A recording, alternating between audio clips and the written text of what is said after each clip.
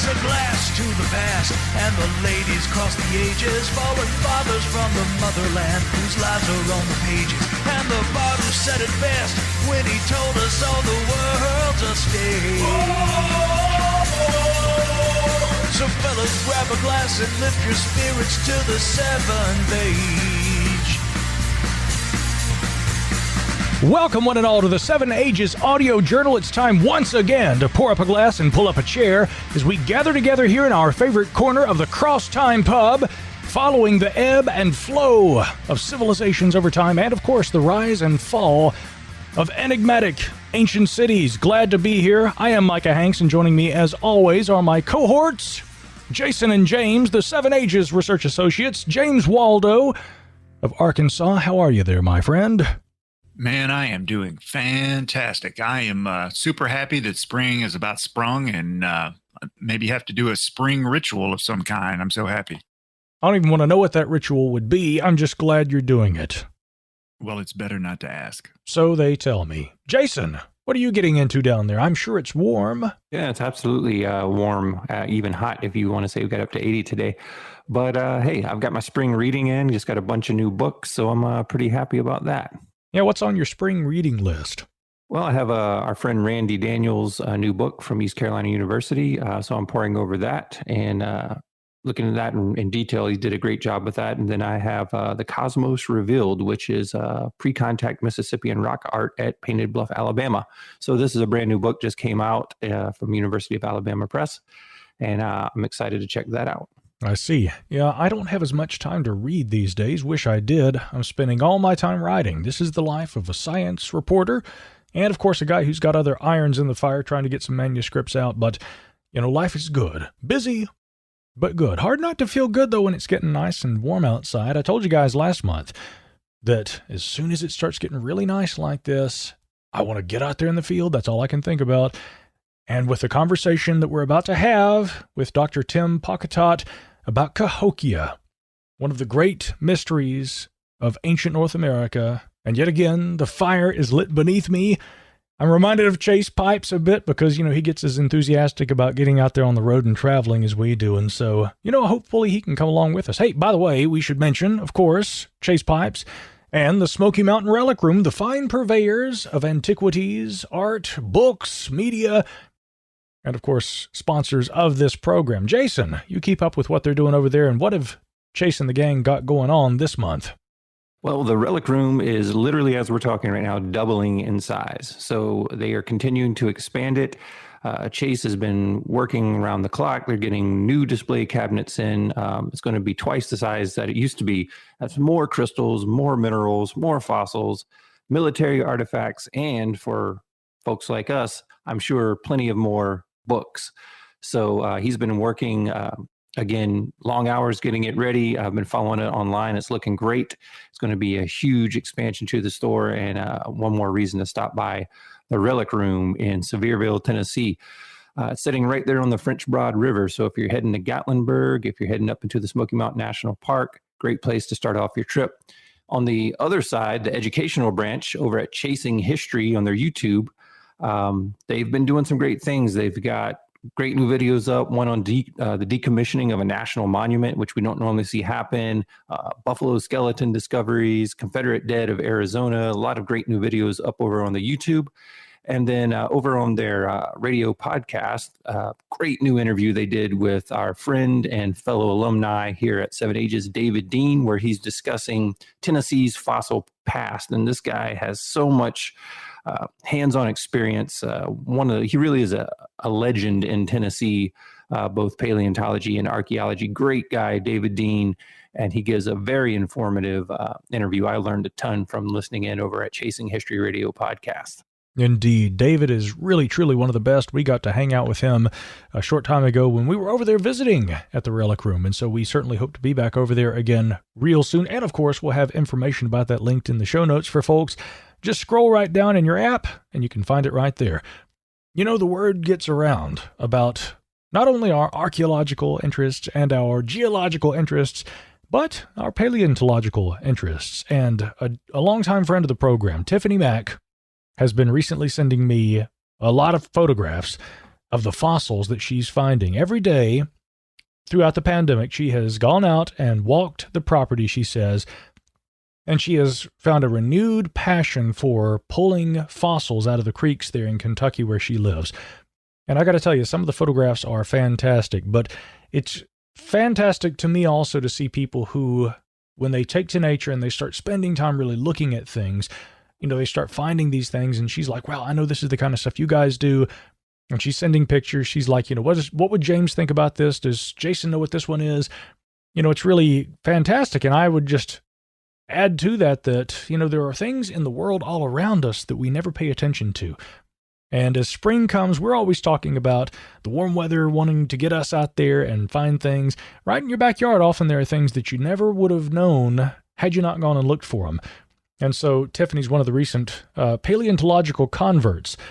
And of course, a lot of you guys out there often write in and tell us about the things that you're finding too, including this podcast. Steve, for instance, writes in and says, howdy, gentlemen. I want to first thank you guys for an amazing podcast. You do stellar work. I've always been curious about these subjects, but never pursued them until I found this podcast several months ago. Steve says, I listened to the first several episodes while on a camping trip in the eastern Sierra Mountains in January. Great place and time to be listening. He said in one of those episodes, someone mentioned that so many potential early discoveries just lay off the coast, and due to the oceans rising over the years, they are lost. Well, they are maybe not entirely lost, but a lot of them are less accessible right now, we might say. But he says that really struck me when I heard that, especially since I live in the Ventura, California area and drive by the beach every day. I often wonder how much is under the water just a few hundred yards even. Well, skip to last Sunday as I was walking the beach, looking out at the Channel Islands, and lo and behold, you bring up Arlington Man found on Santa Rosa Island. Yeah, Steve says I was literally looking at that island chain as you said that. Ladies and gents, we call that a synchronicity here in the business. But he said, as he was looking out there at the islands, it makes so much more sense to me knowing that the sea levels have risen, especially knowing this coastline, as to why more older discoveries have not been found. Well, the bottom picture, he says, is of the islands, and he sent these along in the email and shared them with us. Thank you very much, Steve. He said, I took these just as you were talking about them, and the other is a sunset from a different beach. Let me tell you right now, too, Steve is a fantastic photographer. These are some incredible photographs. And he says, the bottom picture is of the islands I took just as you were talking about them. The other is a sunset from a different beach. And lastly, he just thanks us for the podcast, he says, for people that didn't know they were into archaeology and are now into archaeology. I raise a frosty pint of Spaten Optimator. It's a fantastic beer. I happen to know that because that's a longtime favorite of mine, too. Hadn't had it in a long time. One of those dark, I believe it's a German lager, but it's a dark beer. And really unlike anything else I've had.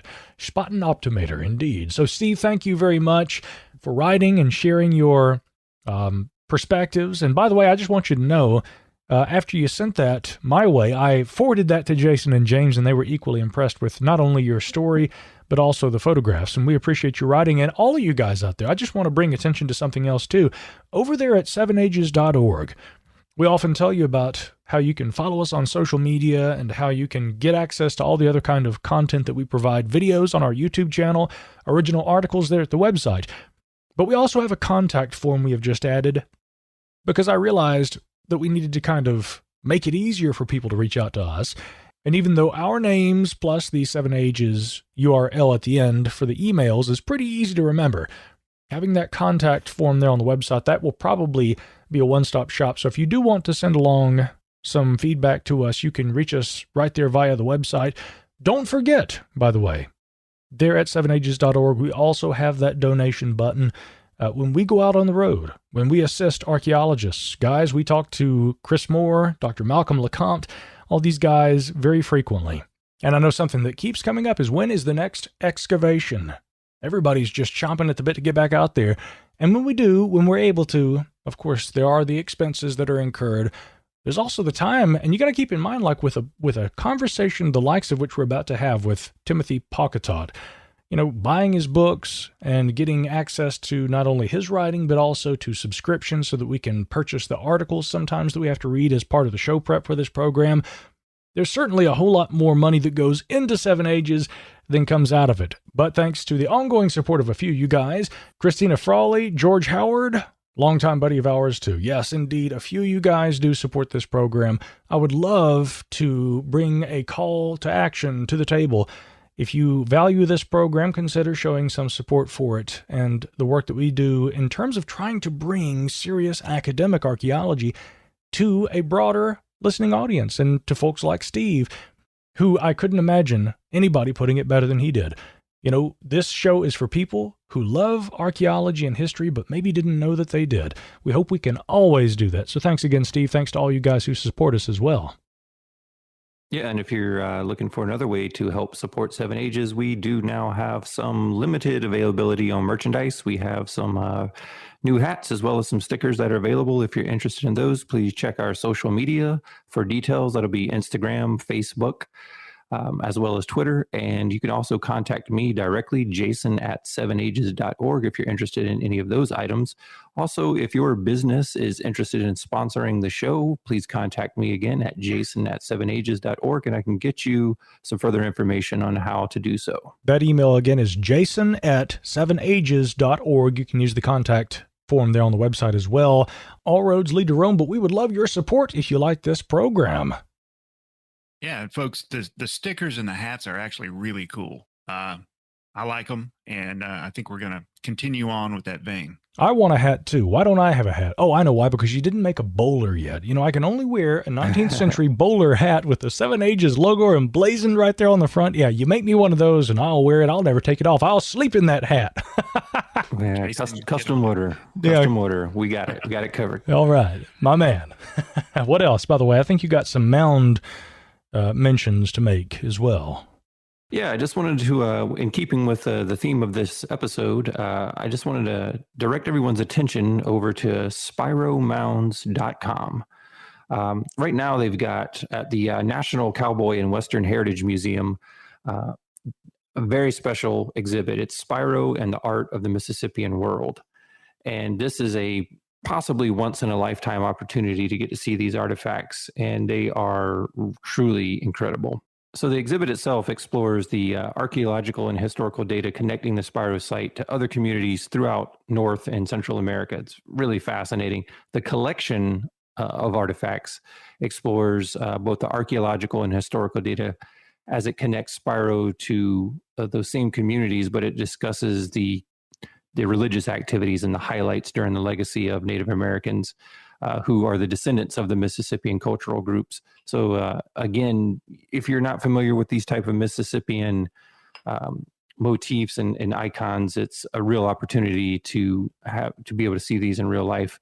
Right now, it's going to be available at the museum from February 12th up till May 9th of 2021. And then I understand there's going to be other dates later on for people in different parts of the country to be able to see it. And then all of this is captured in a fantastic book that I did purchase, and it just arrived this week, called Recovering Ancient Spiro, Native American Art, Ritual, and Cosmic Renewal. And that is edited by Eric Singleton and F. Kent Riley III, whose work we are certainly familiar with. Beautiful, beautiful new book. I just started looking through it, but again, that is available as well. All that can be found at spiromounds.com. Excellent. And of course, we'll have that all linked in the show notes for everybody. Definitely check that out. Support archaeology where you are, even if you have to travel to do it, because wherever you go, there you are. Someplace I've always wanted to go, by the way, is the famous Cahokia Monument. And although we have never been there together as a team, I'm certain we will go when things begin to get back to normal in the months ahead. For the time being, though, we want to travel back in time, enter the theater of the mind, if you will, and try to understand the dynamics of one of the great mysteries of ancient American archaeology, because here we have one of the largest and greatest cities anywhere on the continent in pre-Columbian America, and yet its mysterious rise is almost as enigmatic as its mysterious fall. What led to the collapse of Cahokia? And how could a city center, the likes of which had never been seen on this continent in the ancient world, rise so quickly and then as suddenly disappear, even before the European arrival? All of these questions will be on the table with our guest, who we speak with tonight, Dr. Tim Pauketat, as we probe the mystery of the collapse of Cahokia right here on the 7 Ages Audio Journal.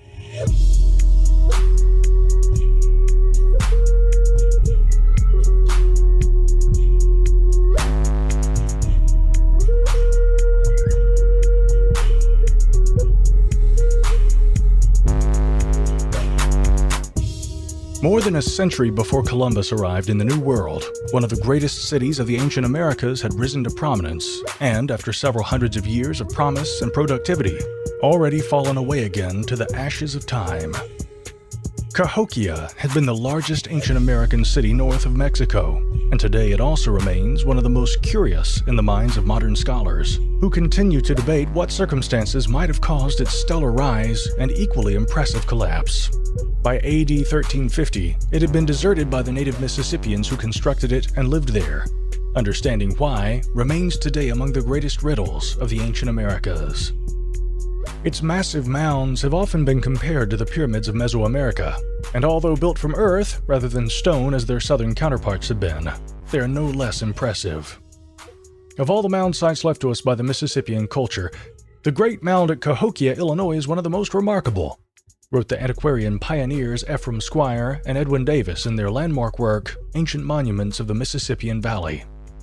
It has often been described, and all accounts concur in respect to its great size, Squire and Davis wrote. The following approximate plan will serve to give an idea of its general outline. It is, of course, much rounded, and its regularity to a great degree destroyed by the storms and changes of centuries. Its original plan is, however, represented to be still sufficiently obvious. The form of the mound is that of a parallelogram, 700 feet long by 500 wide at the base. It is 90 feet in height. Upon one side is a broad apron or terrace, which is reached by a graded ascent. At the time this mound was occupied by the monks of La Trappe, the terrace was used as a garden. It is 160 feet wide and 350 long. The summit, or highest part of the mound, measures 200 feet in width by 450 feet in length. Here formerly stood a broad, low mound, which was disturbed in preparing the foundations of a dwelling house. Within it were found human bones, and various implements of stone and pottery, probably belonging to a recent deposit. This mound covers not far from 8 acres of ground, and the area of its level summit is about 5 acres. Its solid contents may be roughly estimated at 20 millions of cubic feet. In addition to its impressive architecture, what the archaeology at Cahokia reveals is an impressive feat of urban planning, as well as a complex community that was likely composed of a unique mixture of people from throughout the surrounding region. Examination of human remains recovered from Cahokia show that up to a third of the population had been from someplace else, making it one of the earliest cultural melting pots in the pre-Columbian Americas. At the city's massive monk mound, the political and spiritual leaders of Cahokia would likely have gathered in a large building at its summit to hold meetings and ceremonies.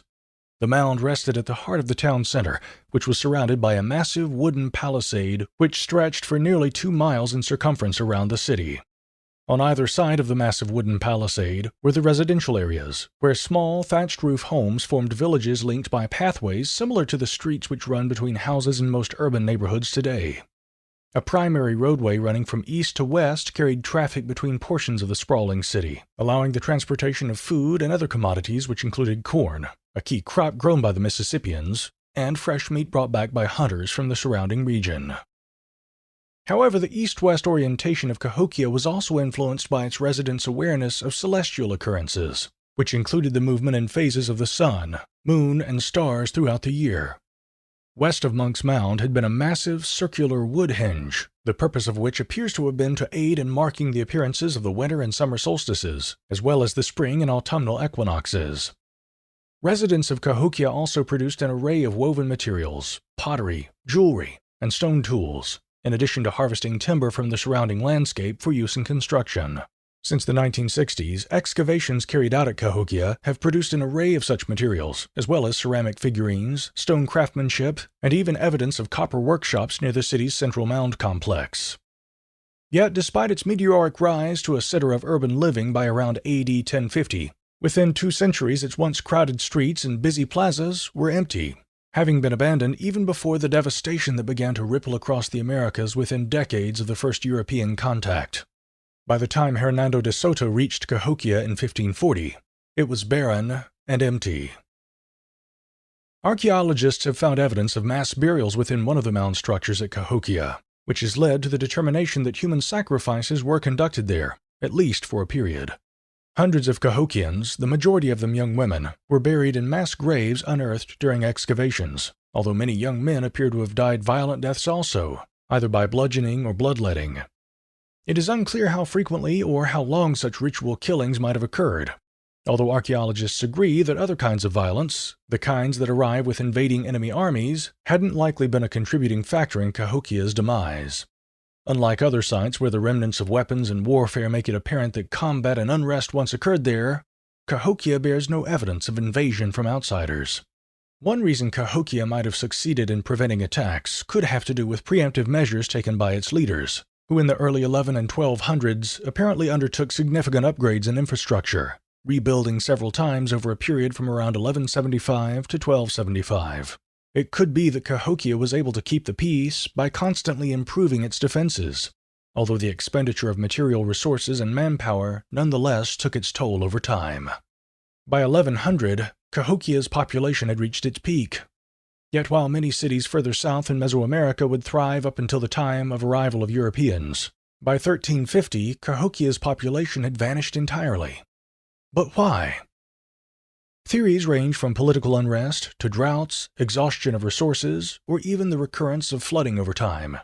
Disease and other similar factors have been considered as well, although there is no single theory that alone can explain the city's rise and mysterious fall.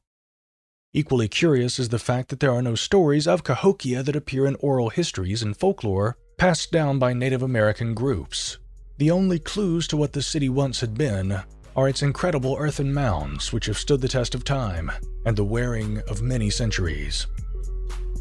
The collapse of Cahokia remains among the greatest remaining archaeological and historical riddles in all of the ancient Americas.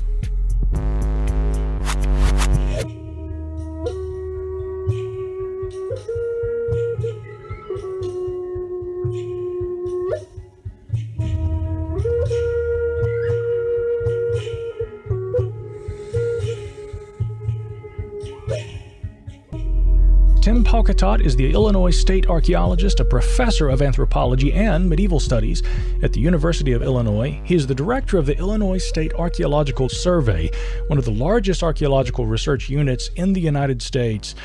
Now, trained in global archaeology at the University of Michigan, his chosen focus is on the peoples and history of eastern North America and the plains, and Pauketat has published extensively on his research at the ancient city site of Cahokia. And we're going to be talking about that with him tonight, as detailed in books that include his well-known Cahokia, Ancient America's Great City. Dr. Pauketat, thank you for joining us here on the Seven Ages Audio Journal. Well, thank you. Happy to be here. It's always great to have a guest of your stature. And, Cahokia is one of those things that really captures the imagination.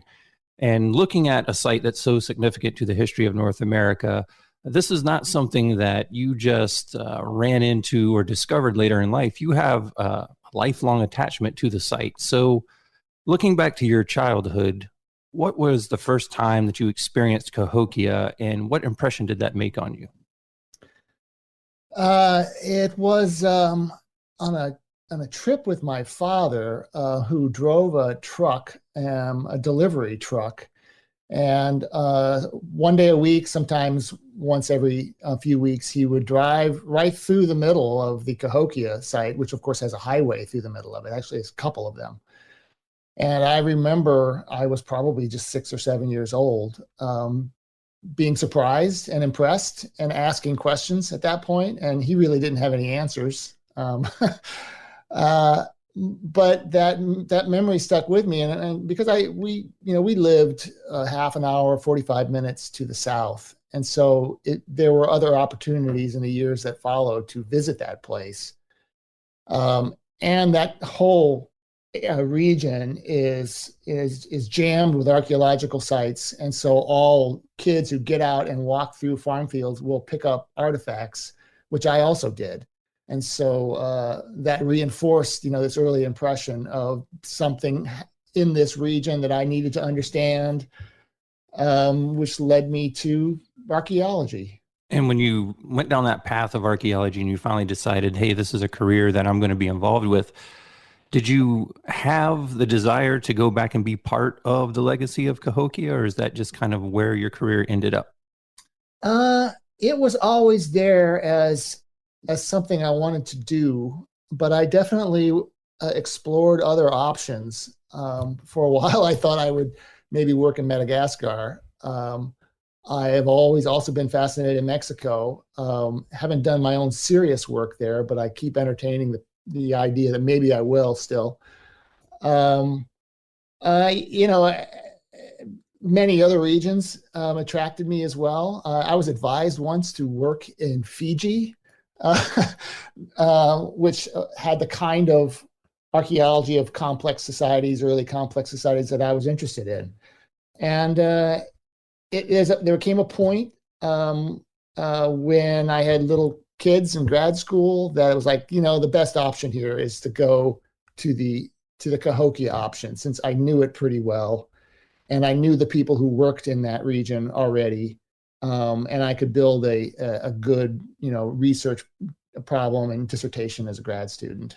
Certainly. One of the things also about Cahokia that's so interesting is that it is maybe one of the single greatest enigmas, I would say, in American archaeology, in the sense that we had this, this city complex that rose to prominence, and even, prior to what we would identify as the historic period, or rather post-Columbian contact, it has seen a rise and a fall.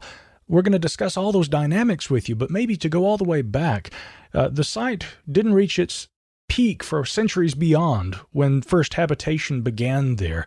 Let's go back to the beginning. What are the earliest signs of habitation in the locality that would become Cahokia, and how did that influence the Cahokians that would be to come in the centuries that followed?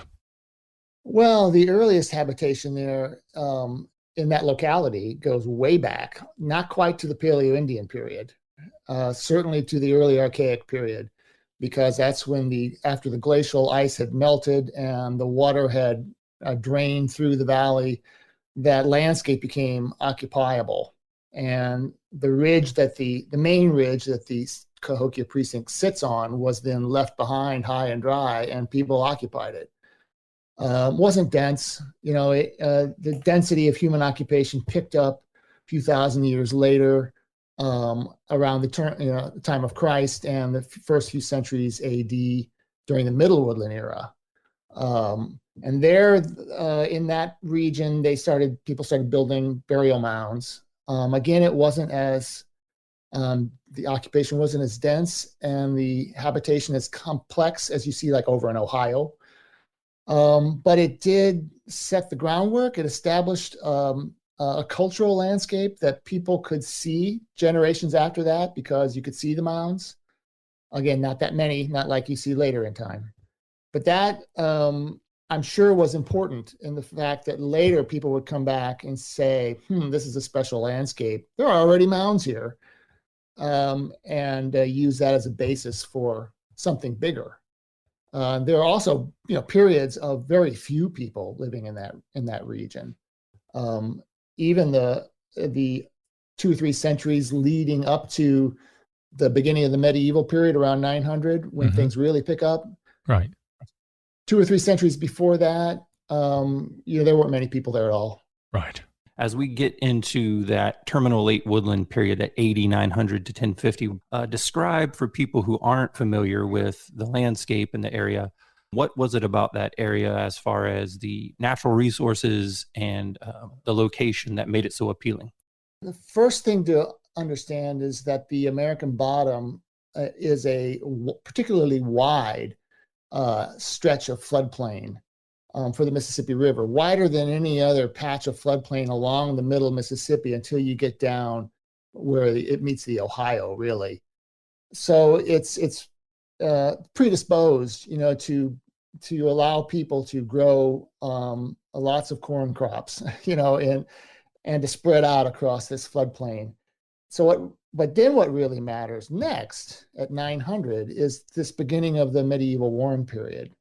And unlike other parts of North America, unlike Mesoamerica, the temperature gets warmer and the weather gets wetter. And so it becomes ideal for really the first time when people know about maize, for them to fully embrace maize and to start growing it in a big way in cleared fields. So once they shift to maize, then a whole other series of factors kick in, because maize has its own requirements, right? Corn, as all farmers know who grow it today, corn is a finicky crop. You have to tend it. It needs water at the right time, and then too much water and it dies.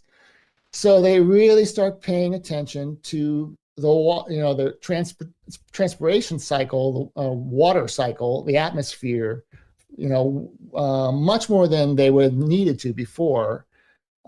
Probably this is when they start thinking much more intensively about, weather gods, rain in particular. And it just so happens that the American Bottom region also has other unique water features that people never used to think much about. But there are a series of caves, karst caves, that ring the floodplain. There are also some special hills with springs to the east. So already by the time it happens, everything happens really fast in a series of pulses. And around 900, corn is adopted.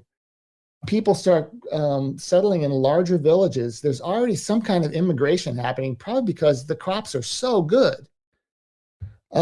People become really familiar with the landscape. They figure out these special watery places, and you have religious shrines pop up for the first time on one of these hills, probably other hills too. And at that time, you have the villages start growing. And this is what continues up until about 1050. And then there's another pulse. So we're seeing all of these great attributes for an agriculture society. People are starting to move in. That ethnoscape, if you will, where we see different people coming from cultural areas. Is there any way or any indication of how far away they were coming to what would eventually be Cahokia and the Mississippian influence? When do we actually begin to call it the Mississippian culture? Yeah. So from 900 to 1050, generally we think of this as the terminal late woodland period. And it's much more of a regional culture. You can within that regional culture, within that region, you can see different communities based on how they make their pots, or what kind of tools they use and where they get the chert for making those tools. It's not unified. Probably is a series of semi-autonomous villages with their own fields and their own clans, and they get along with each other pretty well. But the unification comes seemingly at 1050, and that unification underwrites what then we call the Mississippian period, right? And that is recognizable easily in terms of the materials and the technologies and the traditions that are introduced or that are become pervasive, suggesting that there's one big community that is overriding all the other smaller communities now, and then things really take off, and they organize to transform the landscape at that point. Certainly. And as we move forward out of the terminal late woodland around 1050, and we progress into the Mississippian period there, this really is the era where a lot of the layout, the construction, a lot of the elements that we begin to really see take shape in terms of what we recognize today as Cahokia. This begins to kind of come together. The city is best known, of course, for the 80 or so mounds, but my understanding was that the actual population size and the actual city limits were much larger than that. So can we discuss those dynamics as we get closer to the period where we're seeing the actual rise, the apex, if you will, of Cahokia? One of the reasons I decided to go back to study Cahokia was because I was mystified by how you could go from a pattern in which you have villages of terminal late woodland farmers to a city, and with some kind of clear cultural unification happening, and we couldn't measure it. I mean, it just happens in almost an archaeological instant, and that was the problem that that mystified me and that I had to resolve. So, and I can't tell you that I've completely resolved it. Sure. But it's certainly I mean, a lot of people have recognized it as an interesting problem and have used the model of this, the rapid transformation from a pre-urban phenomenon to what is clearly an early urban phenomenon, where you have a city that isn't incredibly well bounded. In fact, it just sort of spills out over a 20 square kilometers or so. And each part of it has similarities, but each part is also a little different, as if there's complementary groups of people. Also, again, suggesting that there's this massive influx of outsiders. And at 1050, there's clearly many more outsiders coming in, where you can just count the houses and you go from a population of 2,000 or 3,000 in the landscape that becomes urban Cahokia to probably now 15 to 20,000 in that same landscape in a matter of, like I say, we can't even tell, 10, 20 years. And they're all integrated when they come in. It's like houses are built. There's a modular kind of neighborhood that seems to be constructed, and people move in, and you can see some indications of where they're coming from. Now it's farther away. Terminal Lake Woodland, it was mostly a local phenomenon still. People were moving in from the hills. Now they're coming in from 200-300 kilometers away, and you can track them based on their pottery traditions. Not every direction, and certainly the south, was an important place, the south and the southeast. And when I say it's urban, immediately after 1050, I say that because it looks like there are institutionalized religious cults, or I guess religious institutions that are implanted within the new neighborhoods. So it's organized by some kind of central authority. Maybe it's a religious authority or a combination politico-religious authority, and they pack people in. And it's not based on kinship anymore. It's based on this other authority or this new order. That's one thing about this that's so brilliant to me, is not only the speed in which it happened, but how would you bypass regional, political, and cultural, linguistic boundaries, things like that? What is it that drove Cahokia as a city so that everyone was on the same playing field? Do you think that the unifying portion of people coming together was based in the religion, or was it just the safety, the food that Cahokia provided? Are there any archaeological indications for what was really the glue that held the people together? Yeah, and the quick answer is it's all of those things. But it's certainly not just agriculture. I mean, you can have agriculture, and you did big corn growing societies that didn't produce a city like this, but yet produced, amazing amounts of corn and other crops. So it's not just that. It is some kind of idea that's probably very much rooted in the landscape, that may also be some from Mesoamerica, I increasingly think, that it works and people recognize that it works. And you can see that it's working, for instance, by the fact that, one of the first things they do at 1050 is build the central core of the main precinct of Cahokia. That means there's an incredible amount of labor. We were estimating there's at least 10,000 people working on building this plaza in the central core in a very short period of time. And then right off to the side of that plaza, you have the borrow pit, in which they had removed earth both to level the plaza and to build these big pyramids all around this plaza. And it's filled with the residues of festivals, probably, religious festivals. I say that because it's mostly the debris of people eating, like really well.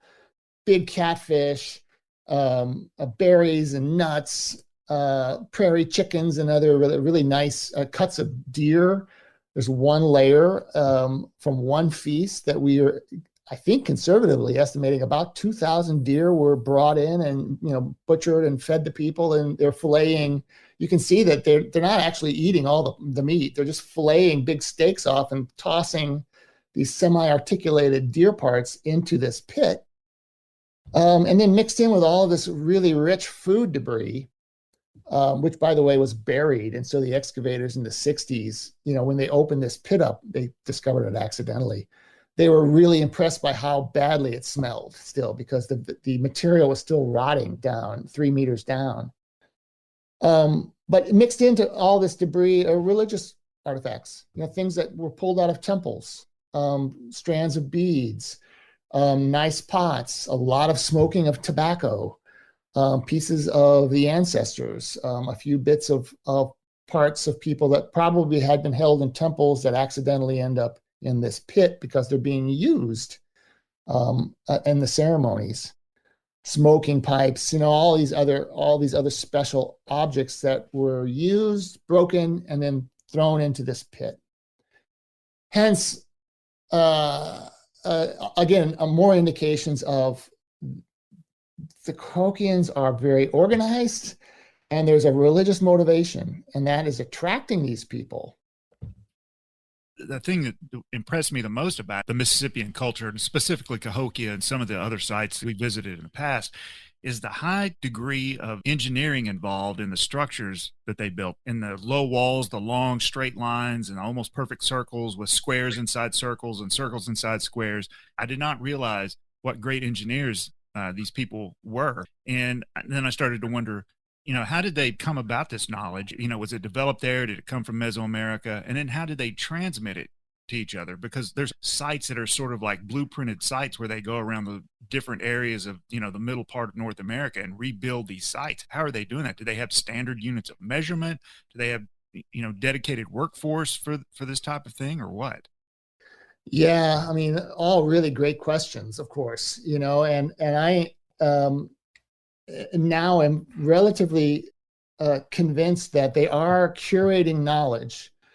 And there might even be knowledge that goes way back to the Hopewell in Ohio that is curated along the Ohio River, maybe down in Mississippi, and eventually reemerges at Cahokia. And they would curate this just the way that traditional Native North Americans still do. And that is, you wrap things that are special up in sacred bundles, and you keep those sacred bundles for your entire life, in a temple, and then you pass that on to an heir or to another bundle keeper who basically buys it from the previous priest or bundle keeper. And these memories are encoded in those bundles, and information like, how do you build a mound? How do you build a temple? How do you align that temple to the sun or the moon? These things are in those bundles. Now, I'm sure a lot was lost. This was not a perfect the word is escaping me now. A perfect delivery of an old bundle into a new world centuries later. There's a lot that was lost, but there are little hints at Cahokia of, say, colored fills. Yellow and black colored fills show up in Cahokia mounds. Where else do they show up? Ohio Hopewell. So you have to wonder if something like that made it through. Here's another interesting thing that we just really realized 10 years ago. And it's due to us excavating enough of outlying, seemingly religious shrines, and then working with archaeoastronomers to deduce the fact that we have around Cahokia a whole series of lunar aligned sites. Cahokia itself builds in lunar alignments into its city plan. It's thick around Cahokia, and you look around the region or the whole of Midwest to who else has lunar alignments before or during the Cahokian era. You're hard pressed to find them unless you go a little to the south and Little Rock, Arkansas, at the Toltec site, and then even farther to the southwest into the Caddo region, which is rubs right up against the Toltec site, And you have these lunar alignments there at 900 before Cahokia. You could also go to the southwest, and they also have these same lunar alignments there before 900. So it may be that this lunar knowledge swings over from the southwest through Caddo through the Toltec site. You also, however, have it in the Hopewell centuries earlier. Where you don't have it is all around Cahokia before you get Cahokia. So clearly Cahokians are importing this knowledge. I bet it's coming in the form of sacred bundles that they have acquired or they've inherited. And they basically open up the bundle in the American bottom when the time is right, and you build that knowledge into the landscape again, now with an urban dimension to it. And that's something that I've never heard anybody else actually touch on. So that in itself leads to many other questions I have for sure. But as we begin to get into the portion of Cahokia growing, we're looking at the layout and construction of the site.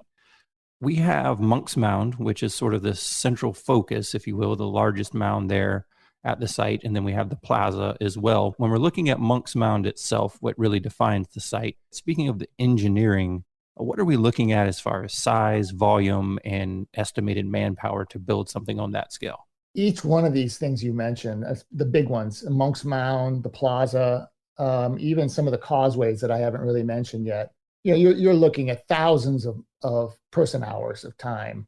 The plaza is the one that was built probably in one fell swoop. And, easily you're looking at 10,000 person days. It's probably quadruple that, just because, there's so many uncertainties how you estimate these things. Monk's Mound itself is built in a series of stages. And the first one is quite large. There was an old estimate back in the late 1890s of 10,000 person days, and that's probably underestimating it. I'm not going to give you a very good estimate. It's just we haven't done a good job of stepping back and calculating those estimates, in part because we keep revising our understanding of how fast they were built. But certainly, I think the listeners need to understand that Cahokia is a single precinct of 3. Cahokia, just this big precinct, has 120 earthen pyramids, including the third largest pyramid in the New World, Monk's Mound, which is 100 feet high or 30 meters. It covers like 16 acres or something like that. And so it's this big rectangular monument at the north end of an even bigger 50-acre plaza, all surrounded by some of the other bigger mounds in the urban complex. And besides the Cahokia precinct's 120, and it's likely 10,000 people, you have East St. Louis, just a few kilometers down the road. Actually, it's kind of continuously connected with another possibly 5,000 people, another 50 earthen platforms. And then you just skip over the river into St. Louis. You have another 26 platforms, and we don't have any idea how many people were there. And it could even be something of a vacant site as one possibility now. And that's just the core. And then you have a series of other lesser precincts, or sometimes it might be called towns, 8 to 10 of these other lesser precincts scattered all around the region, from just a mile or two away to about 15 miles away. We even now think that we can see kind of the dynamism of the place. And what I mean by that is, within the Cahokia precinct and beyond the Cahokia precinct, we have identified processional avenues. At Cahokia, it takes the form of causeways, these elevated walkways, the longest of which is about 1 kilometer long, part of a mile. And there's now a series of 4 or 5 other ones we think that are a little less, in length, 1/4 of a mile maybe. And they connect the main urban part of the Cahokia precinct, where people were living, with the southern watery area where some of the big burial mounds were. And the processional avenues, these causeways, seem to be allowing people to move back and forth during important occasions, to interact with the dead or the spirits of the dead in that back area. And then there for many years there was talk of a Native American road between Cahokia, the precinct, and one of its outliers, the Emerald site. And we basically confirmed that recently. You can still see it in aerial photographs. It wasn't even that difficult to confirm. But and out at this Emerald site, it turns out it's not a town at all. It's just simply a shrine complex. It's a intermittently occupied religious site on a hill where people look like they would go out every 9 or so years, we think, to engage the moon and then go back to Cahokia. So it's the whole region may be articulated with scheduled religious ceremonials that include people getting up and walking to places in that landscape, much like you see in cities in other parts of the world, in India or thereabout, where religion is really important in integrating the life of the urbanized population. Also on the subject of the construction of some of the actual temples, and for that matter, the mounds themselves, something that I've often wondered about is the difference that appears to exist between, it's actually quite evident, the North American and then the modern, what we would call Mexico and Mesoamerican construction methods. Stone primarily further south, earth and mound works further north. You had touched on the possibility of there maybe being some continuity in terms of the carrying of traditions throughout North America and even probably from further south. What can we discern archaeologically or otherwise from the reasons for the differences in the construction types and the materials used?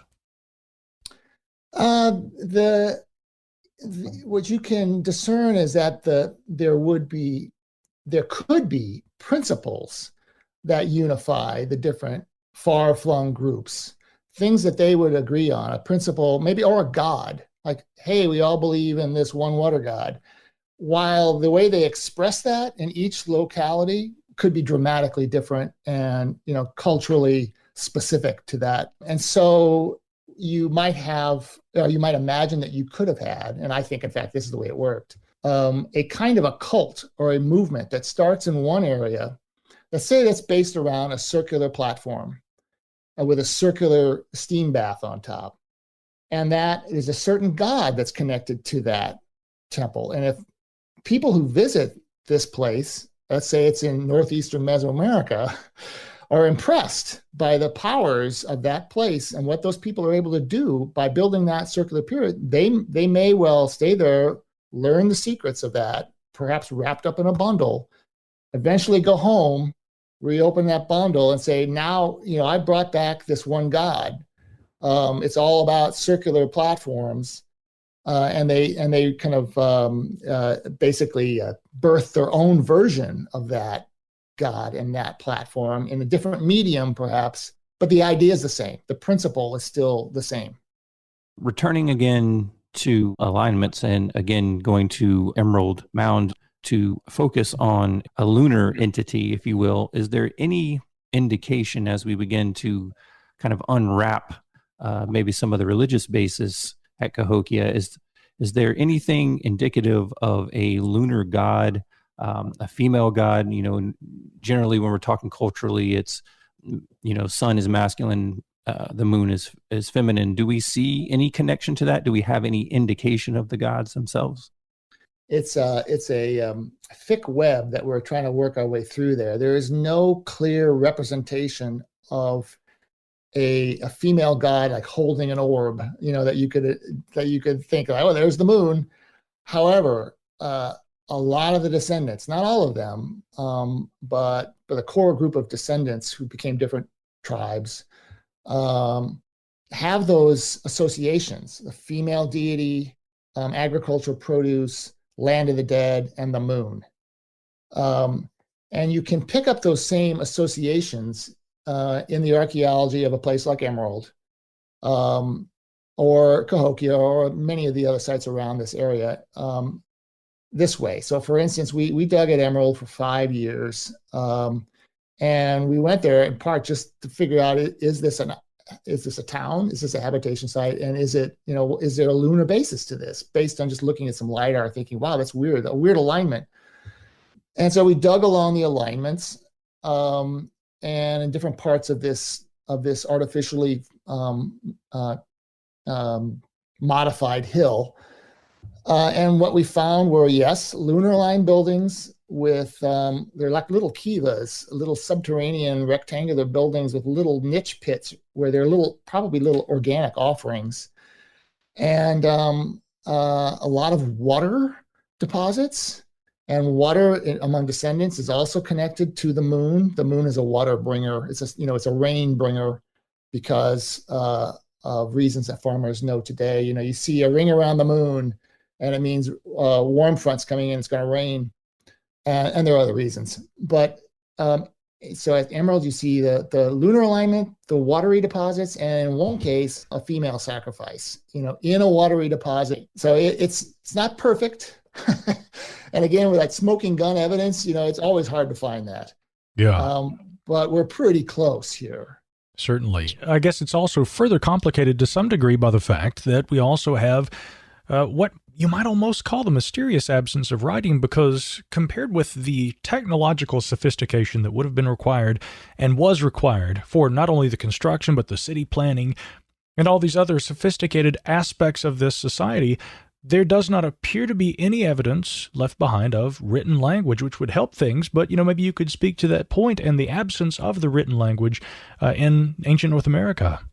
Yeah, well, what they have at contact is picture writing. Plains groups, some of them possibly with Cahokian bloodlines, do map out, take a piece of deer hide or something, and they'll write a story in pictures. And those pictures can be somewhat standardized. When you look at Cahokian pottery and other media, but pottery is where it really pops up, you do see standardized pictures, almost like glyphs. Well, they are glyphs. Mm-hmm. And I suspect that they were at the very first stages of separating those glyphs and using them in ways to constitute an early picture writing. So they never made it. Although I think their descendants carried it a step further, out in the plains, and they tracked they told stories about years past based on those same kind of pictures, which I think really is something that's coming out of Cahokia. Yeah, and regardless of whether it's language or not, but we're looking at these units of standardization, we would be remiss not to talk about the wood hinge. Describe the wood hinge as far as the archaeology goes, and what do we know about the use of the wood hinge? Let me step back even before Cahokia. The first wood hinges now look like they are at the Poverty Point site in Louisiana. They're down. They're smaller hinges of posts. We don't know much about those yet because they've only shown up in some geophysics. They're better known then again in the Hopewell of Ohio. We have not only circular earthworks, but within those circular earthworks, you have clear wood hinges. So there are precursors to these. And the question kind of goes back to what we were talking about earlier, like, well, did that knowledge get transferred? And that's pretty much guesswork right now. We certainly know that we have a wood hinge that's rebuilt repeatedly at Cahokia, right downtown. And when it's first built around 1100, and there's another one of these pulses that we were talking about that happens around 1100. The wood hedge, the creation of the wood hedge, and some other big wooden monuments in the downtown area of the Cahokia precinct are part of that pulse. But the wood hedge is actually a series of posts that aren't the biggest posts that are seen at Cahokia, but they are certainly very much, they're very accurately geometrically arranged. And there are at least 5 and probably 10 to a dozen reconstructions of wood hinge of variable diameters. I don't remember the exact dimensions now of each one of these, but we're looking at a super large Sundance circle of 60, 70 meters across. I think of the biggest one. I could be wrong on that, but every time they rebuild it, and it's continuous. For 100 years, they're rebuilding the wood henge. You have to ask yourself why they're rebuilding it. They seem to be using red cedar posts and about a foot in diameter, about the size of a telephone pole. And it's always in multiples of 12. So there's small wood henges and there's big wood henges. And it ranges from 24 posts, up to 60, 72 posts. I think 72 is the biggest one. So the number 12 clearly is important. And, so what's the number 12 indicate? Probably it's a lunar calendar, or at least it's lunar and solar. Certainly the big wood henge, that's one of the last ones built. It has solar alignments where you stand behind the middle post and you can look to the perimeter posts and you can line up the solstices and the equinox. But I still think the more fascinating thing is, but hidden in that is this lunar calendar where they're probably also marking the months, on each post in these big circles. Did they char the part that went into the ground? Was that a common practice there? Yeah, we found that. That's a regular thing to char the post base. The best instance of that was found at the base of an intact portion of a 3 foot wide, 1 meter diameter cypress post that was pulled out of the Mitchell site, which is just a few miles north of the main Cahokia precinct. Back in 1960, during some highway salvage archaeology. Anyway, that post looked like the native folks have tried to pull it out and it snapped on them and they left the base in the ground and the very bottom of that post was charred. Again, that's one of those important indicators of, the growth and gathering of people, culture taking root, if you will. And that's going to kind of lead into the next portion, which is creating a Cahokian ethos. Thinking about what you described there as far as the indications of feasting and the amount of food that was present, along with the iconography and the temple items and the gatherings that were happening at the Grand Plaza, is this something that would have appeared from the strata in the pit to be something that was an annual gathering? Or are we looking at a larger time period, maybe every decade or something? Is there any indication of what exactly was going on there as far as time? We are just about to revisit that question by doing some micromorphology of a column of soil that happened to be removed in the late 60s, and we located it back in the curation shelves of the University of Illinois, and now a colleague is going to be has already done the making of the microscopic slides and is looking at them and is amazed at the geology of that pit. And what we can tell already, and what we suspected when we looked at it 20 years ago, was that it's short term. So each layer is no more than a year. There may be some layers that are less than a year, but I think the major ceremonials are annual. And we had paleoentomological remains, insects that are mostly autumn insects.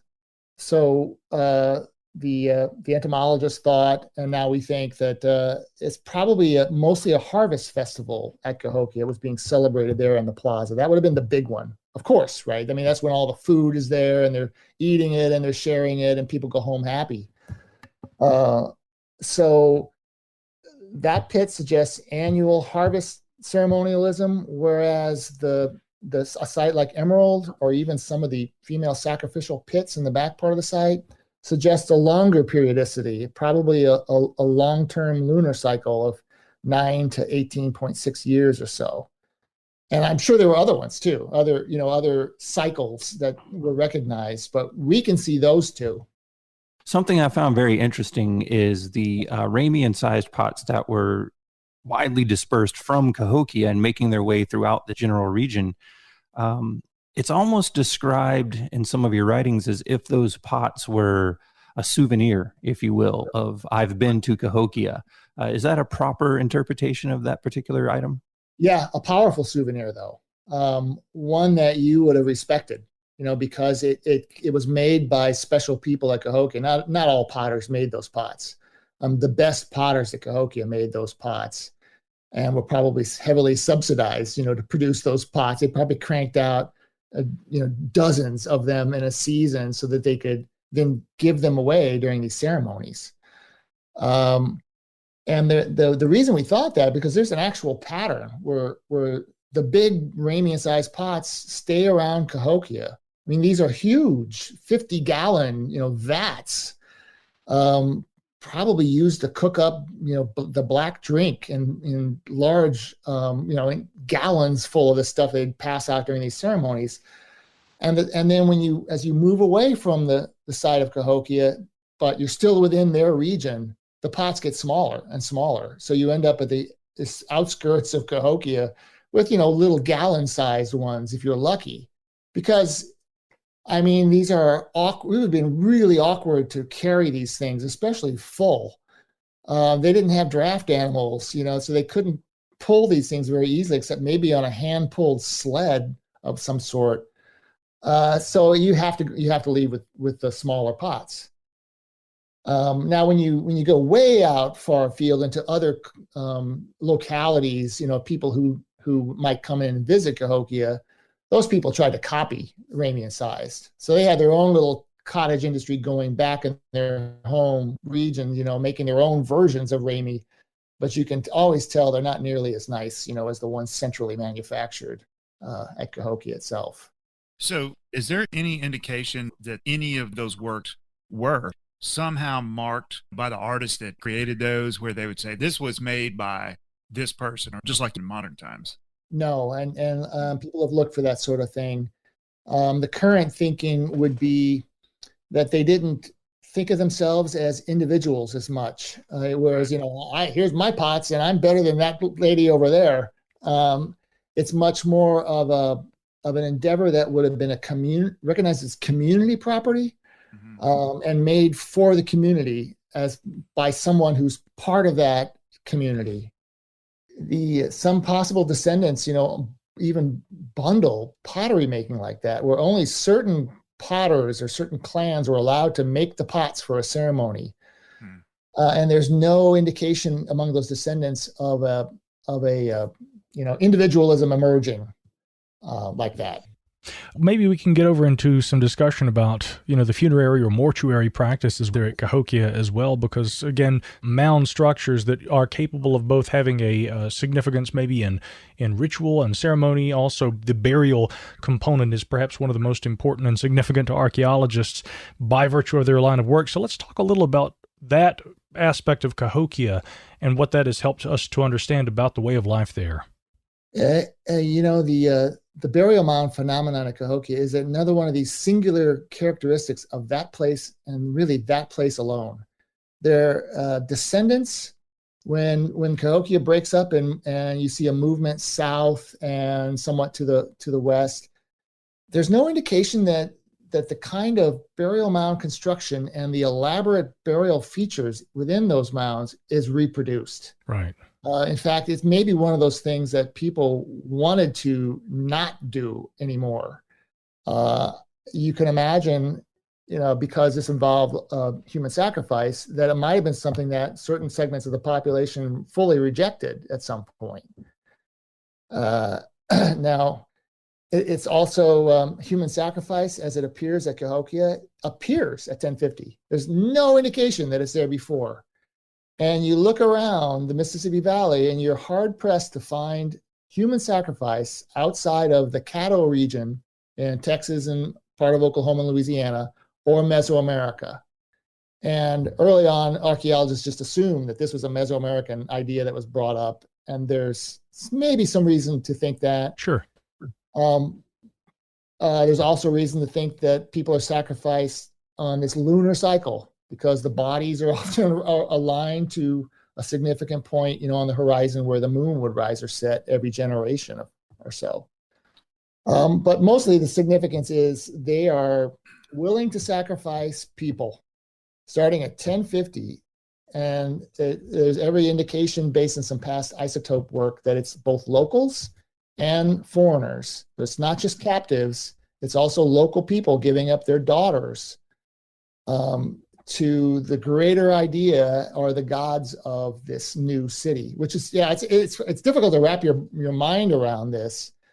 I've had discussions with some descendants or descendants of neighbors of likely Cahokia contemporaries. And I think they all would agree that there's probably a positive aspect to this. It was a sign of so the ultimate giving of your kin group, to the land. And that wouldn't be bad. So this was probably very seldom was this a negative thing. Although, I don't know how many times a family would have to give up, a person to be sacrificed for it to become a negative thing. I would imagine it could be a political thing too. There's at least one mound where it looks like there were women and children sacrificed of a certain bloodline, which may be ceremonial and political, and eliminated a whole kin group. But it was repeated. This was not every year. There are 16 or so of these ridgetop mounds, which again are unique to the Cahokia region, and they look like they're built from 1050 to about the early 1200s, maybe 1250. So up to 200 years, these 16 mounds were built, and within each one of those mounds, there's at least one, sometimes several, of sacrificial events like this.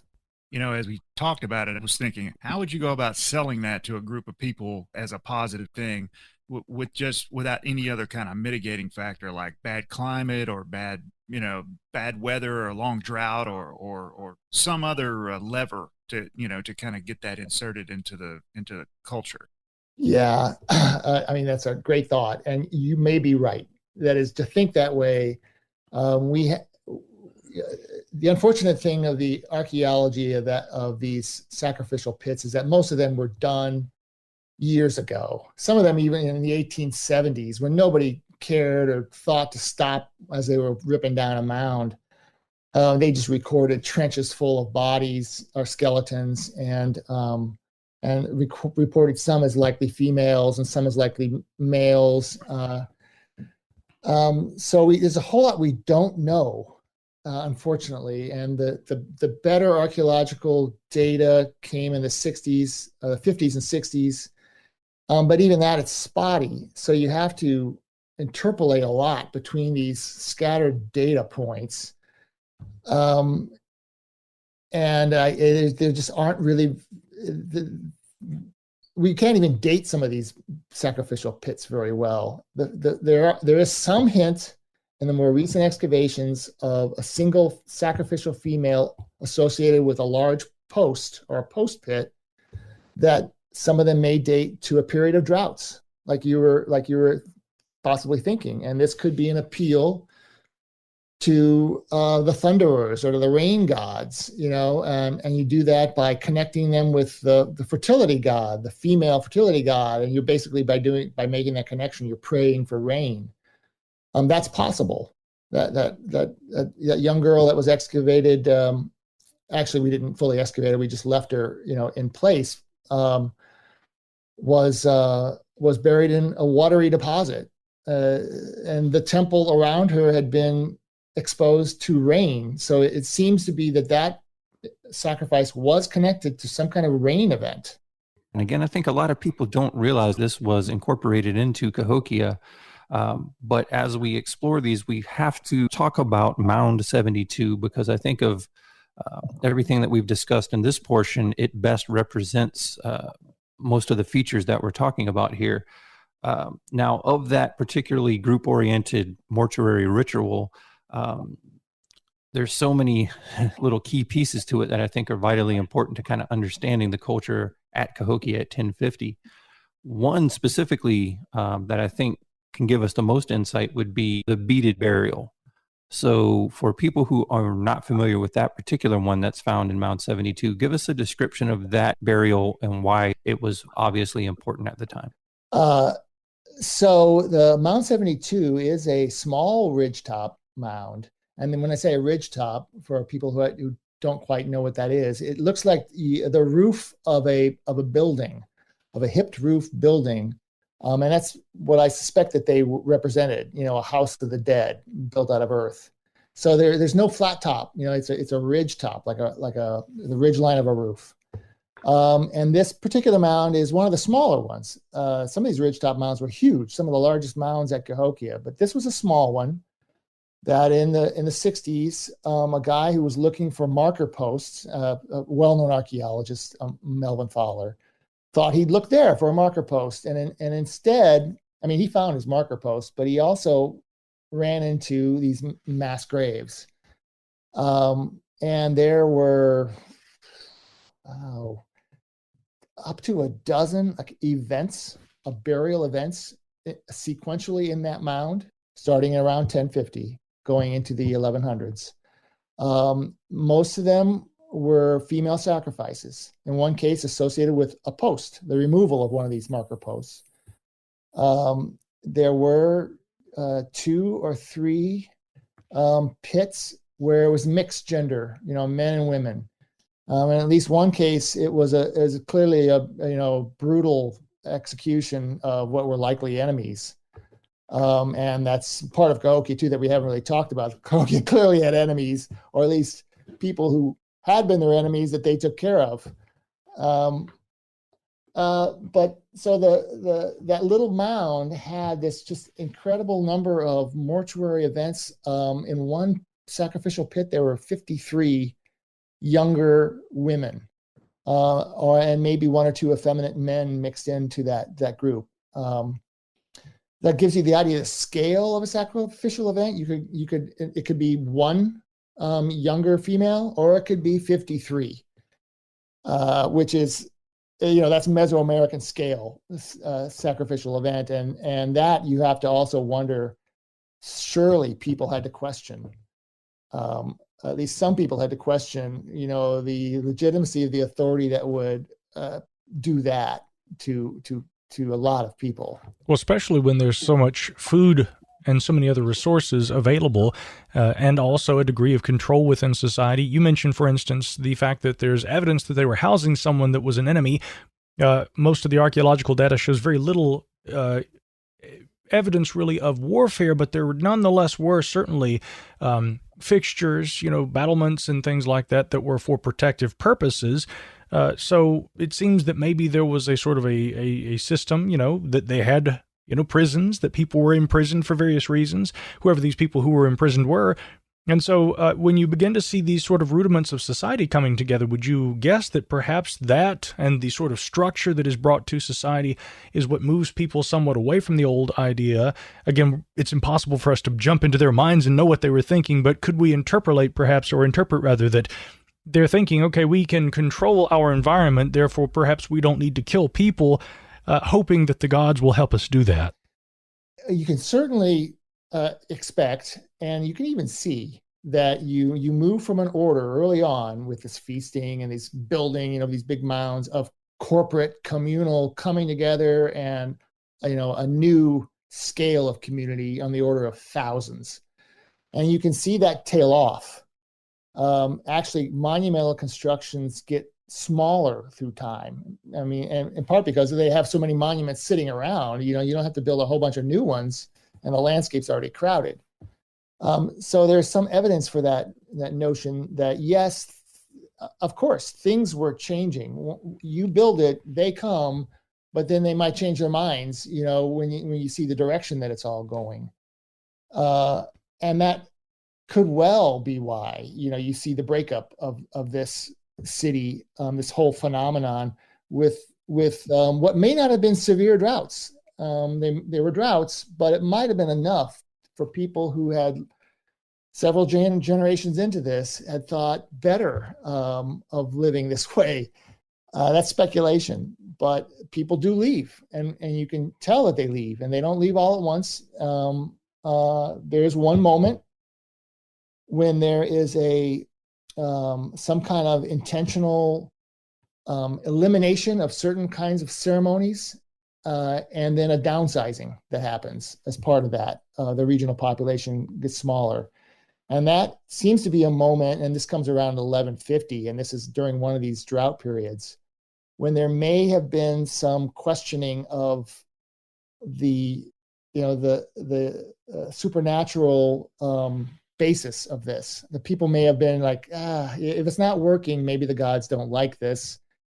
And I say that because that is when you see certain of the certain types of mounds, the circular ones, and certain types of ceremonial buildings, especially the circular ones, but also some other ones, go away.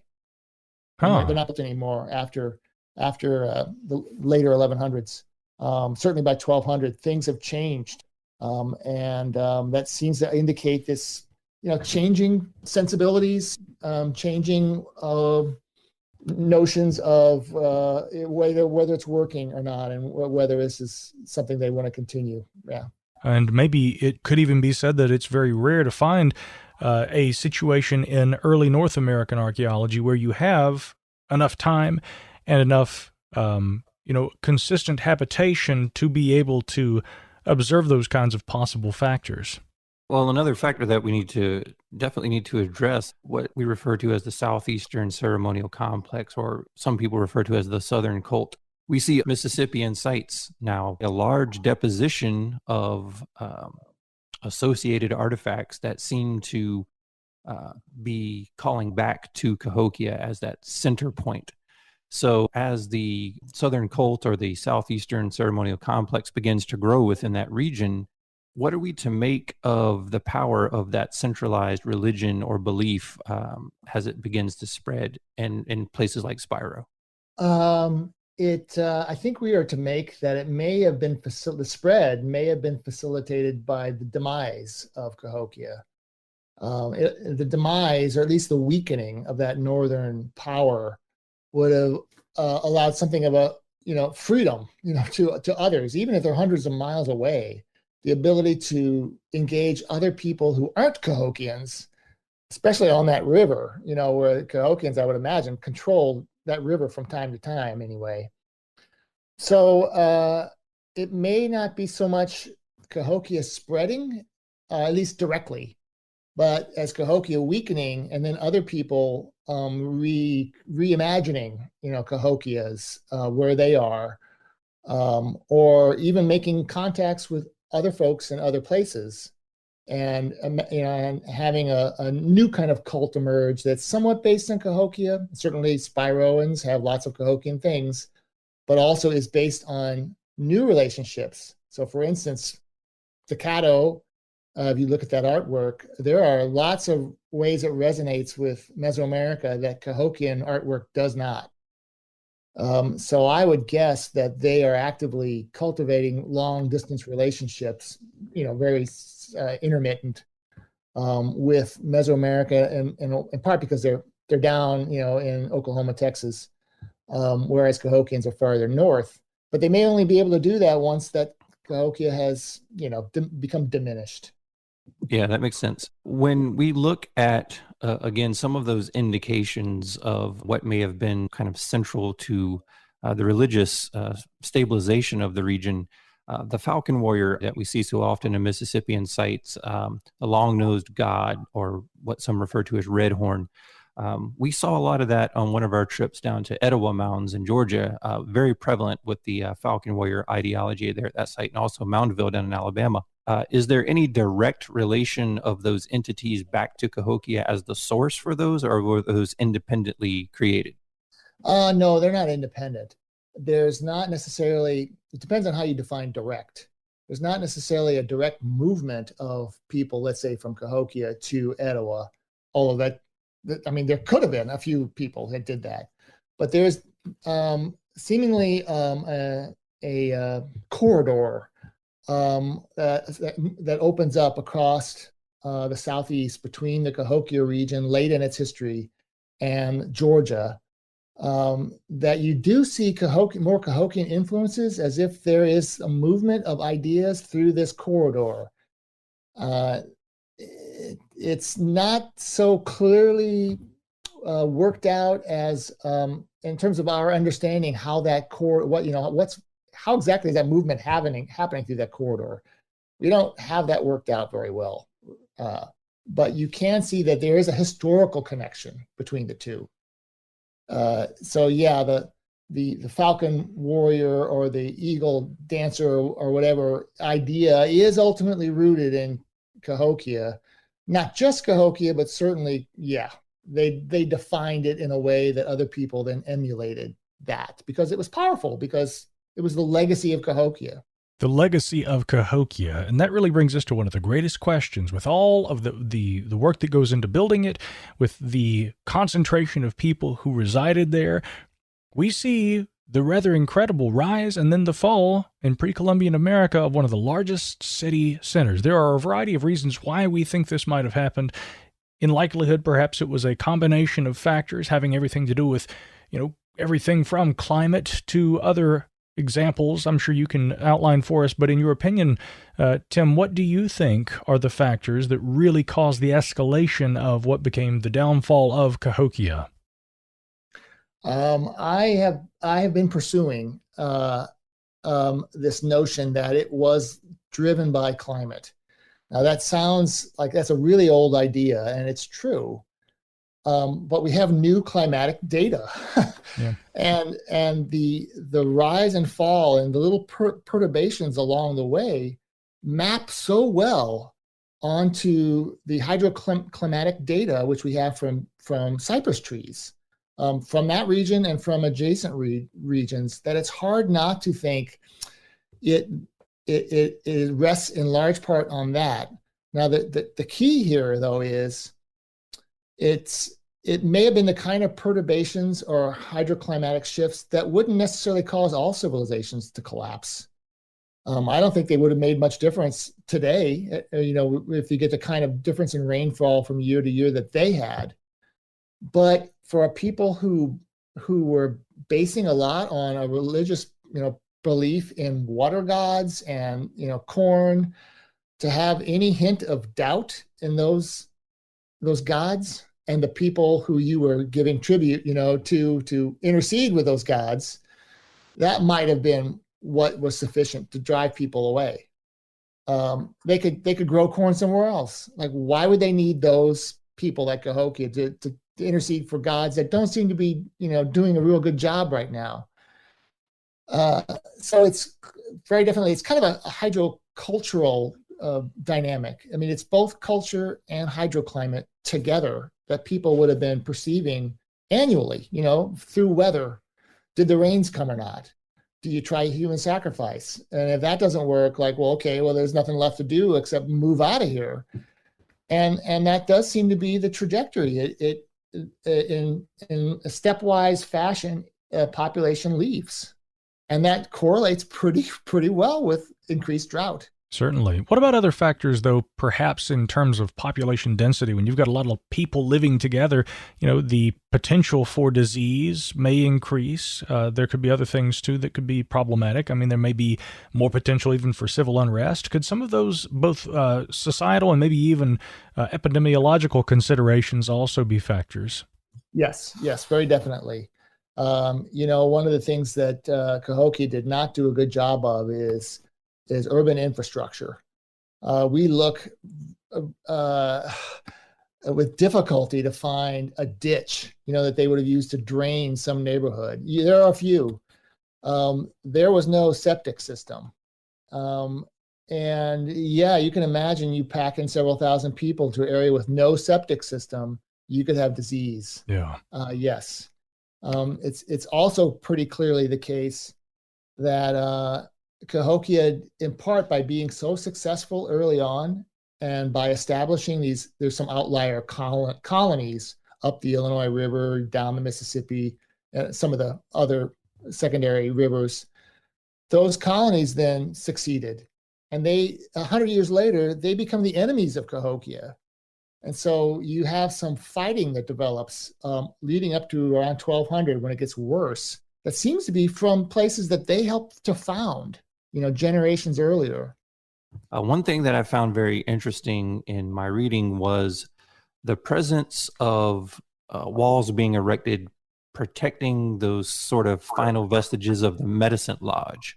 Yeah. So when we're looking at that culture and the ritual, what is it about that particular building or structure, the presence of those bundles that you talked about earlier and how important they seem to be to the culture? What are we to make of that final vestige of protecting that particular structure? I don't think you can exaggerate the importance of that moment in time and the attempt to protect those buildings. I think all of Cahokian knowledge, and especially the all-important ceremonial knowledge and the access to the gods themselves, are in those bundles. And then, of course, the caretakers of the human beings who are taking care of them, that's, they have high stakes involved in protecting those. It's not something you see a whole lot among at contact, in terms of like people, an enemy group raiding into a neighbor and like running off with the bundles. But there are accounts in like the early Spanish conquistadors, De Soto, where the enemies of one town would raid the other towns and they would attack the temple and they'd defile everything in that temple. And that included the bundles. So I would imagine that's what was going on at Cahokia. It was some outside raiders, probably just 100 miles away, maybe, coming in because they thought they were the heirs to all the wondrous things about Cahokia, not the people who are guarding these bundle houses at Cahokia itself. Anyway, if they could get in and damage, defile, ruin the sacred temples with their sacred bundles, that would definitely cause a loss of faith among the local citizens who were like, okay, that it's gone now. The power is gone. If it's not in that bundle and it's defiled, that's it. So if you don't protect those houses with those bundles, you have lost the game. It seems very much like, it could very well be argued that a sort of socio-climatological complex was really what was happening, which led to the downfall, which may really shed some light on this next question I have for you. Tim, I've often wondered if Cahokia could spring into existence in the relatively short period that it did, why there weren't similar manifestations that occurred thereafter, at least over the course of the next century, leading up to Columbian contact and Europeans arriving in the New World, but perhaps climate and also these social factors influenced the reasons for, there not being a second Cahokia experience, so to speak. Yeah. That's a hard one. And it takes almost a continental view of, well, where did the people go afterwards and how successful were they when they moved there? It's also difficult because we're only now coming up with these climatic models that will track the entire interior of the continent. And one of the things you see when you do get that kind of information is the climate change is really spotty. The little ice age is coming on and things are getting colder. Some places fare better than other places. And it's hard it would have been impossible to predict if you were living at that time, what it would have been like in your particular region. So, and now we look back and we're not, we're just trying to figure out, like, well, how good was the climate? Did it rebound in the Cahokia region or not? It definitely rebounded in adjacent regions. So it may have just been too late. By the time they could have gone back to Cahokia, these other regions, Ohio, southeastern Missouri, and Tennessee, were doing so well that there was no reason to go back to Cahokia anymore. And by that time, the Europeans arrive and the French move in and they find this vacant landscape in the American bottom and they set up this great colony where they're farming, they're growing the corn at that point then. I guess you sort of answered the question I was going to ask a little bit, but, my question, I guess, is where did the people from Cahokia go? Where did they disperse to? Probably not one location or two, maybe, several locations. Yeah. $1 million question. We definitely think, given the way it came together, that there were probably always ethnic groups within that city and the whole region throughout time. Near the end, you can see some Northerners coming down in the late 1100s. There's people from Northern Illinois, and those are probably Algonquian speakers, whereas a lot of the locals were probably speaking Siouan languages. And then I suspect that you had also Caddoan speakers there, at least in certain kin groups that would show up, dignitaries, if nothing else, and live there. So that means you have these fault lines through Cahokian society that, were easily reopened. And then, in fact, yes, we do seem to see people moving in clumps, through over 100 years rather than in even, abandonment kind of process. So I have kind of avoided your question, where do they go? It's guesswork. Based kind of on where people are in the 1400s, and that they have some of these Cahokian attributes, some of their religious architecture, it's a good bet that they go down the Mississippi, at least into the Boot Heel of Missouri and Arkansas. It's a good bet that some of them go up the Missouri River, out into the Missouri Trench and the eastern Great Plains, where they had connections, good relations up to that point. And then you could even imagine, kind of based on a map of the southeast at contact, that some of the Siouan speakers went, way down near the Gulf. Biloxi speakers down there now. I mean, that's a big guess. Some people have suggested even some of the Choctaw could be descended from Cahokia. I guess the point really is we don't know, but we're pretty sure that it's splintered and went in multiple directions. Yeah. Again, it remains one of the greatest mysteries, in my opinion, of North American archaeology. And on account of that, I can't help but wonder, because, really, we can't say that humans today, our society is different, our culture, our values, our technologies are different, but we are still Homo sapiens sapiens. And I can't help but think, therefore, that when we see something as, enigmatic and peculiar as the rise and fall of a city like Cahokia, is there anything applicable to our life today? Are there lessons that we can take away from that? And you, as an anthropologist, Tim, what are your views on what we learned today from the study of Cahokia, its coming and its going in ancient history? I guess I have big, broad lessons that I think about. One is that it is possible to live in a spiritual way that you are in. I mean, this sounds it's not going to come out right, but it's possible to live in a way that you are more in tune with the spiritual forces. And by that, I actually mean the actual material and experiential affects, or the powers that places and landscapes have that impact societies and that people perceive. It's possible to live more in tune with those, or to relate to those better than other societies.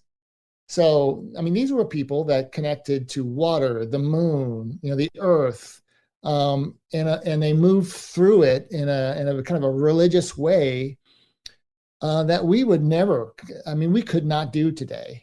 Now, they did leave when things got bad enough. It's collapse of a sort.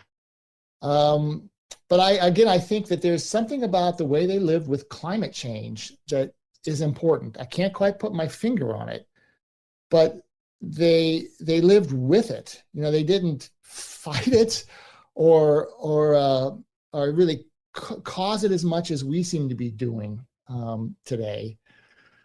I also think there's a lesson to be learned in alternative arrangements. There are many other kinds of possibilities. There are many kinds of urbanisms. Why do we think that it's one kind of thing and that we have the best one?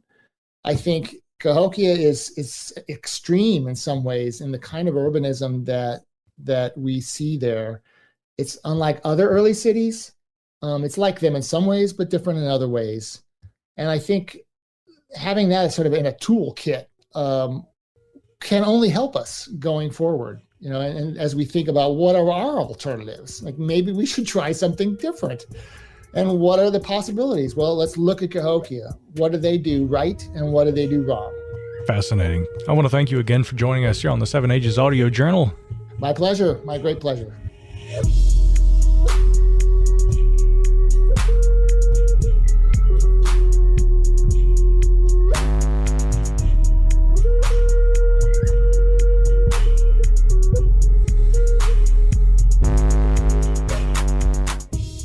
fantastic conversation. Thanks again to Dr. Timothy Pauketat for joining us. We will have information about his books and his other work available there in the show notes as always, so that folks at home can follow his work. Jason, I tell you, there is so much to cover about Cahokia. I don't think we could ever do it all in a single podcast, but I'll tell you this, sir, we came awful close. If nothing else, we got a good start on a massive topic. So certainly use this as a jumping off point and go read more about it. He's got some great documentaries out there that you can watch, as well as several books on the topic. And we would love to hear from you out there. If you have a topic that you would like to hear us cover, if you would like an archaeological deep dive provided by the 7 Ages Research Associates, please either use the contact form there at our website, or you can email us, James, Jason, or Micah at 7ages.org. You can also reach us on Instagram and on Twitter. And of course, we always look forward to hearing from you. Fellas, that was quite a conversation, and indeed, I am now thirsty. As is always the case, would you be so kind as to join me over here as we gather together once again at the Crosstime Pub? I think it's about time for us to pony up, gents. I love the pony up. Let's pony up. That's right. Ponying up after a long day of archaeology and conversation about it is what we do best. So as always, gentlemen, on behalf of the 7 Ages Research Associates, Jason Pintrail, environmental scientist, James Waldo, professional geologist, and yours truly, Micah Hanks, historical enthusiast and philosophy junkie, we will see you guys again somewhere in time next time on the 7 Ages Audio Journal.